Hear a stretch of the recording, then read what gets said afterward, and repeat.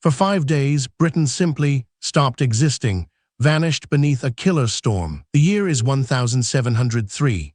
England, still recovering from decades of war and political upheaval, faced an enemy far older, far more powerful than any continental army, the raw, untamed fury of the Atlantic.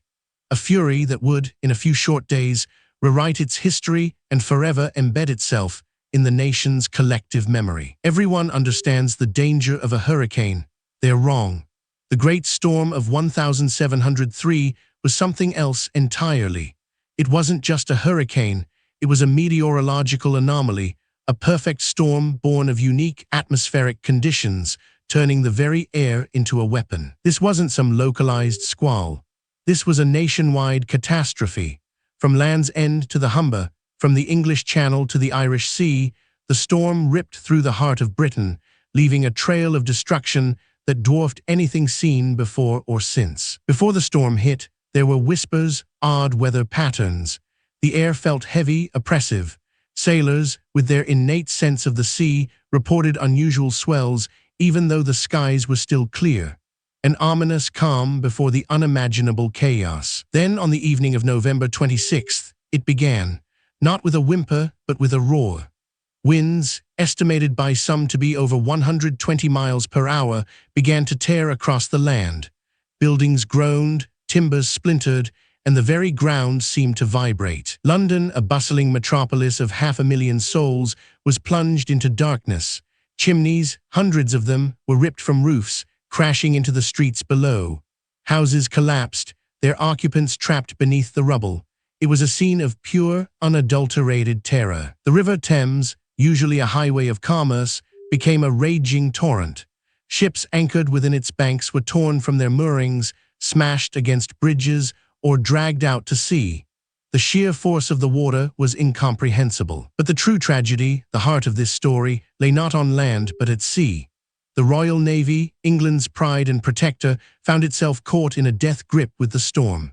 A fleet, vital for the ongoing War of the Spanish Succession, was scattered, broken, and ultimately lost. Admiral Sir Cloudesley Shovel, a name synonymous with naval heroism, commanded a squadron in the North Sea. He, and countless other captains, had no warning, no meteorology, no radio, just the growing dread in their gut as the sky turned black. The HMS Association, a massive 90-gun second-rate ship, found itself battling waves the size of mountains. The wind shrieked through the rigging, tearing sails to ribbons. Visibility was zero. It was a blind fight for survival against an invisible, all-consuming enemy. One by one, ships began to disappear. The HMS Reserve, a 48-gun fourth-rate ship, sank off the coast of Yarmouth, taking 170 souls with her. The HMS Vanguard, broken from her anchors, was driven ashore and completely wrecked. The most harrowing account comes from the HMS Restoration, another 70-gun ship. She lost all her masts, becoming a helpless hulk tossed by the waves. Her crew, facing certain death, desperately chopped away at the rigging, trying to lighten her load. They were driven towards the notorious Goodwin Sands, a treacherous series of sandbanks off the Kent coast, known as the Ship Swallower. Many a vessel had met its end there, swallowed whole by the shifting sands. The prospect was terrifying. Miraculously, after days of being battered, the Restoration was saved by a sudden shift in wind, blown clear of the sands. But many others weren't so lucky.